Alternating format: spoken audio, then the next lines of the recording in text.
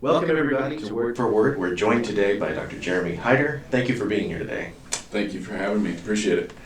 Yes, so, a few months back we talked together in a project I was doing kind of as a perspective of the things coming about, things happening in the school year with COVID in mind. Mm-hmm. And so we were looking at some of the different things where, COVID could play out in terms of student socialization, how it was going to affect the school year and the student body. Now we've got a little bit more information in terms of, what we've seen, kind of observed. What would you say you've kind of seen in terms of how the student body has kind of gotten along with COVID in mind, with all of these safety precautions in mind, which, going into it, I kind of was wondering, well, is this going to hinder how students engage with one another and, meet one another and, build those student connections and things along the way? Mm-hmm. I think at the time we talked a few months ago, the primary concern that we had in our conversation is the extent to which people might feel separated or isolated from one another, as opposed to having the ability to normally interact and normally socialize with other people. And we'd also talked about the idea that as human beings, we are inherently exceptionally social creatures. We crave interactions with other members of our species in ways that not necessarily every other species does. So our concern at that time was, how are people, students in particular, how are they going to approach socializing with their peers? Obviously, we have many virtual tools at our disposal that we use not only for instruction in our courses, but also informal socialization can also occur by virtual means, right? You and I could get together and hang out and, or we could watch a movie together through the beauty of technology without actually being in the same location, right?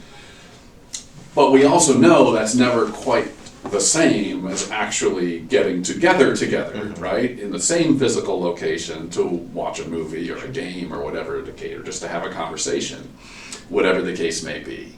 So I think there were a lot of question marks at that time, because you have these two sort of competing forces. On the one hand, you have that very, very strong human desire to connect, to interact, to socialize, and to do so in person. At the same time, you have this competing force of, I'll just call it COVID, because I think everyone will understand that pretty well, right? And the need for social distancing and being careful about who you socialize with, how often you do it, and how long you socialize, and so on, right? And so at that time, prior to the fall semester, there was really, we could do little but speculate, honestly, about how those two competing forces are going to battle with each other. People want to hang out, especially with close friends, significant others, and they want to do so in person, in close quarters, and things like that, right? You want to hug your best friend, you want to kiss your significant other, you want to be in close physical proximity with the most important people in your life. And so it was sort of a question of, is that desire for physical closeness, socialization, that desire we have as human beings, versus the COVID pressures to be more careful and engage in more separation and not go out as much and or for not as long, and so on. And so as we flash forward now, several months later, we've got a full semester under our belts of working with all of these sorts of things. And I think what we can say now, both, I would sort of mix my own observations of our student body with some formal research that social scientists have been doing the last few months. I think what we can say at this point is that a lot of people have shown a great deal of resilience in the face of this. Because one thing that we would worry about is that people being cut off from interaction and socialization with other people could put them at risk for some unfortunate mental health after effects, right? And so I believe that the technological tools we have at our disposal helped a lot of people cope with situations. I will use myself as a quick example. I know I'm not part of the student body, but I will use myself as an example. My family, we did virtual Thanksgiving and Christmas sorts of celebrations with our extended family who live in other places, as opposed to what we would normally do is go to physically visit them. And I have heard, at least anecdotally, from a number of students who did the same, or at least something similar. Maybe I've heard from some students who did entirely virtual connections with family that they might normally have visited as well. But I've heard variations on that story where maybe they did virtual Thanksgiving, but decided to actually do a physical visit for Christmas, or some variation on that theme where at some level people did do less traveling and less physical face-to-face contact than they would in any other year. So I think people, on the one hand, did a pretty good job of using virtual tools to try and keep some of those connections as active and alive as possible, while also trying to think of the best way to put this, but while also trying to engage in as much safe in-person contact as possible. Because I don't want to be too redundant here, but that's just, the virtual tools are wonderful.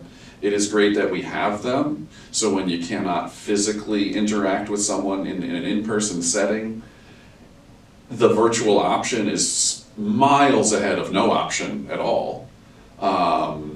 It's even better, something like a video chat with someone is even typically superior to an audio-only phone call, for example. Just being able to see other people's faces can have this important effect on the way we operate. So it's something where I think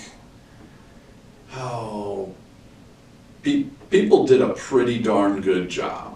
And I know I'm just saying people kind of in a general sense here. I hope it's clear that applies to the students here at Southeast, the students in various institutions all over the country. I think people did a pretty darn good job of interacting in person in mostly safe ways. Again, it's totally understandable with your closest friends, your significant others, etc., that you're not going to great lengths to socially distance, right? If it's someone you live with, someone you're dating, etc., it's totally understandable. But when it comes to other forms of socialization, I think people have done a pretty darn good job of mostly, nobody's perfect, right? Mostly adhering to safety protocols while also showing resilience in terms of those mental health effects. Just one of the other things was kind of factoring into that. You mentioned how observably students have done so well, and I know that for a lot of people, it was rather surprising that we made it through a semester totally Absolutely. without being sent home. There was like these I guess folks were like betting on how quickly we'd be sent back. Informally only, right. I would have, yes. No way anyone was betting any real money. No, that would never, gambling is something that we do not condone here. So no way would anyone ever really do that. And I hear this just anecdotally. I don't know anything firsthand. Yeah. Among students, you know how students are. I would be, to confess here if I may, I would be one who, I questioned the likelihood of whether we would make it through a full semester without going fully virtual. I really did. And so I am impressed, I would say, with our campus community. And, we had positive cases, certainly, but thankfully, they never rose to a level of such grave concern that we would need to send everyone away, as we had done, for the latter half of the previous semester in the spring. Right. Yeah, so with that, folks will often, associate, youth with a certain rebelliousness or Yes. something along those lines. What do you think is kind of do you think that with students and how they have managed to, keep these rules in place, what do you think it says about kind of the relationship with adhering to the rules? What does that adherence say about kind of like where students are in the midst of this pandemic and what they're thinking about it, I guess. The ability to self-regulate increases substantially in young adulthood. So as just a point of kind of a compare and contrast sort of thing, my wife is a high school teacher. Teenagers were pretty horrible about adhering, relative to other age groups. Teenagers did not have the best track record of being careful and adhering to protocols and being safe and things of that nature. And that is, to be fair, through no fault of their own. I mean, physiologically, the adolescent brain is not quite where the young adult brain is in terms of that self-regulating quality, that willpower, impulse control, I think would be another more familiar phrase that people use a lot to describe those sorts of things. The adolescent brain is not so great at impulse control. The young adult brain, while still leaving a little bit of room for the absolute final stages of brain development, the day you turn 18, for example, or 20 out of teenage years, those days don't mark some magical milestone where you instantly go from no impulse control to perfect impulse control. So there's still a developmental trajectory going on there. But young adults have a pretty substantial self-regulatory ability compared to their adolescent counterparts who are just a handful of years younger than they are. And I think what we saw last semester at this institution and many others is a testament to that. That self-regulatory ability really takes a substantial leap forward when you progress out of adolescence into your young adult years. Because I was genuinely impressed with especially hearing stories, as I'm sure you did, about other institutions. I think it was the University of North Carolina that had somewhere in the neighborhood of 14 billion cases within the first, hyperbole of course, but they had 74 billion cases within the first 5 minutes of their fall semester. I forget the actual numbers, forgive me, but it was an alarming number of positive cases within days, literally within the first few days of their semester, and they hit the panic button pretty quickly and said, everybody go home. And so that only fuels our fears that well, might we face a similar situation? Are we going to be able to make it through a week, let alone 4 months worth of an entire semester? And we did. And I don't see any reason, even with newer concerns popping up about a new strain of COVID and things like that, I still think we have great reason to be encouraged now that we can make it through this semester safely as well. One of the things that I have been kind of, trying to pay attention to the last several years, it seems kind of like an evolving story, which you've had psychologists weigh in on, and even I believe a senator weigh in on things like that. Is that the idea of a loneliness epidemic in in the world, in America, things like that. And so I'm kind of wondering about if you think that those two things relate. This idea of this psychological epidemic in the state that we're in, in a world flush with different technologies and things like that, and a need for a personal connection, possibly extended and strengthened or heightened by a pandemic of a physical nature. Yeah. I think it's pretty straightforward, actually, or at least now, many months into this, and being able to look back and look at data from some really top-notch researchers who look into loneliness and depression and things like that. I think the connection there is pretty straightforward, in the sense that the so-called loneliness epidemic, as studied by loneliness researchers,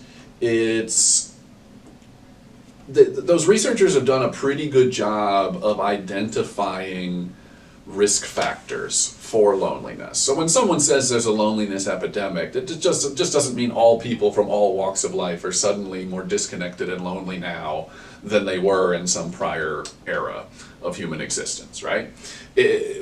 What they do mean instead is that certain pockets or categories of people who fit into certain demographics, are more prone to loneliness than others. So people who live in poverty, for example, great example of people, because of the financial struggles that they face. When you're living in poverty, you're more likely to be living in a less physically safe environment.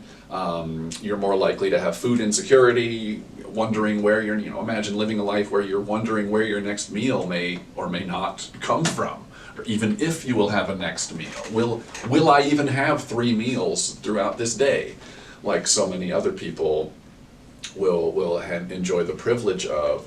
So people who live in poverty deal with so many of those other stressors, and they might not have the luxury of free time to socialize, with friends and family, because they're trying to scrape together a life, a literal biological life, like food. They have all of those stressors surrounding them, that their physical and biological survival may be at stake. Those things have to come first. And so often the pursuit of those biological necessities, like food, don't leave much time for satisfying more psychosocial needs, like interaction and socialization with friends and family. So if you look at a category like people living in poverty as already at higher risk for loneliness, depression, anxiety, the list is kind of long, so I'll just stop there. If you look at a category like people living in poverty as already at higher risk for all of those detrimental sorts of effects, then, at least in hindsight, as we look back at the past few months, it's those same high-risk categories that were most at risk for a spike in depression, anxiety, loneliness, etc. during the pandemic. So it's basically people who were already, if not already lonely / depressed / anxious, who already had conditions in place surrounding them that could make them prone to those sorts of things. They were the most likely to fully develop or they already had those sorts of effects to have them exacerbated. People who, I guess the positive flip side of that coin is people who don't fall into those high risk categories for loneliness and so on, were the ones who showed considerable resilience in the face of the pandemic. They've been able to cope with it better, for lack of a better way of putting it. People who weren't in those high risk categories, people of sound financial means, for example, were much more likely to show resilience in the face of the pandemic and the distancing and all of those sorts of things. Poverty in particular, there's always a reason that one comes to mind for me first, because poverty is something that just, it puts someone in an exceptionally difficult, I should say, an exceptionally difficult position on so many levels. You know, whether it's pure physical survival to what we're talking about here today, you know, socialization needs and things like that.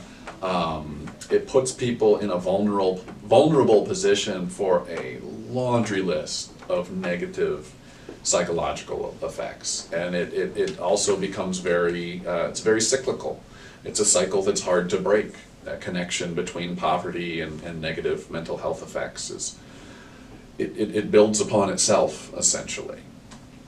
We've been speaking about beforehand a bit with some of the news of whether or not double masking could become a thing that Yes. is more prevalent, is something that is recommended. And for me, looking at this, question comes to mind that, you know, folks are you know, adhering to the rules of masks and social distancing, you know, in order to do their part to help stop the pandemic. Some, you know, may be more begrudging, but might be patient with it in terms of just, you know, things like that. And I wonder for how many people something like this, and, you know, among students and things, even, what would turn into too much probably for students? What would break the camel's back, I think, or in general, I mean, in terms of everybody, what would be too much? Oh, double masking might be it for a lot of people.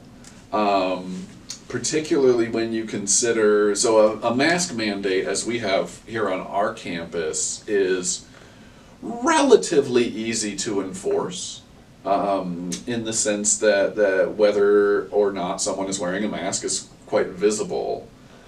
Imagine the challenges that are posed by trying to enforce a double mask mandate.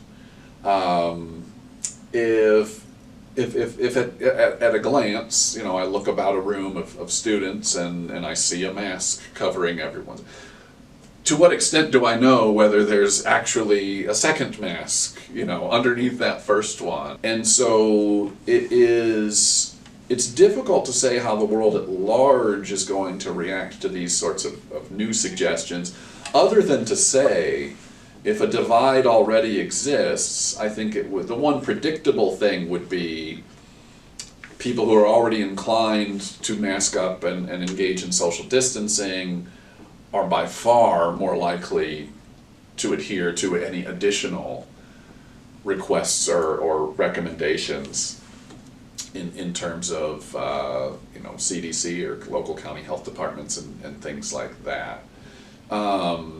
Because you phrased your question as how much might be too much, right?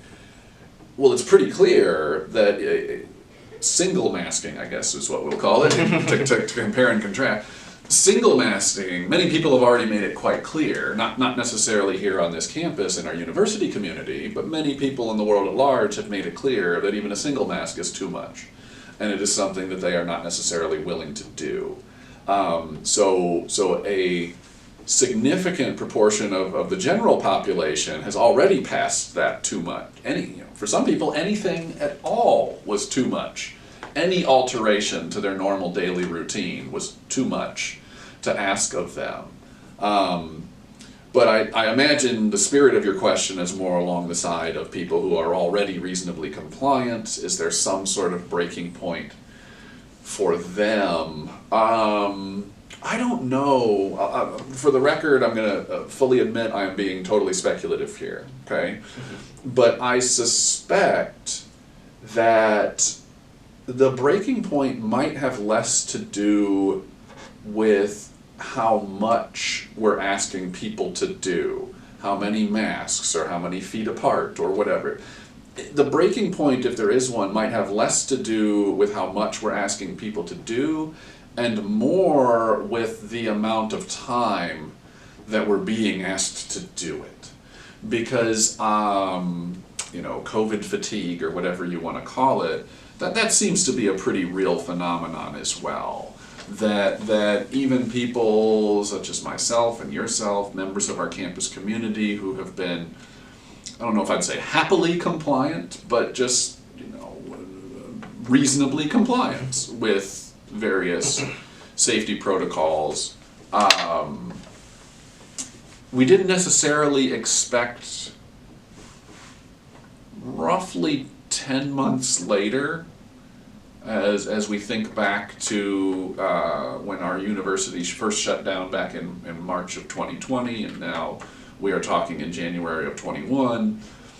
I don't think you or I or many people out there really foresaw, and we're not done yet, right? I mean, it's not done in January of 21. We're extending throughout this semester. We are looking at, whatever the final tally may be, well over a year's worth of day-to-day activity being pretty substantially altered by this pandemic. And if you put your mind back into, say, mid-March 2020, about 10 months ago, did you or I or did any of us really expect that we would still be dealing with this problem well over a year into it? And I can just speak for myself. The answer's no. I mean, I, along with everyone else, thought, well, a few months, that's okay. I can deal with that.